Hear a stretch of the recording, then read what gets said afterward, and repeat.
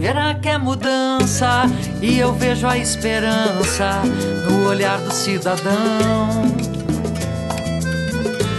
Tá na cara da criança, do idoso e do jovem que não tem emprego não. Nossa gente tá cansada, esperando a virada, é hora de renovação. Com Leandro Balardim e Leide Marques, estou a fim de botar fé nessa união.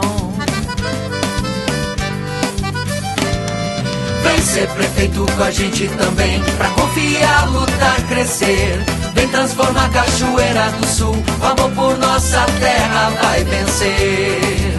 Balardim e Leide é um sentimento novo, é a mudança que vem do povo, é 45 no meu coração. Balardim e Leide é um sentimento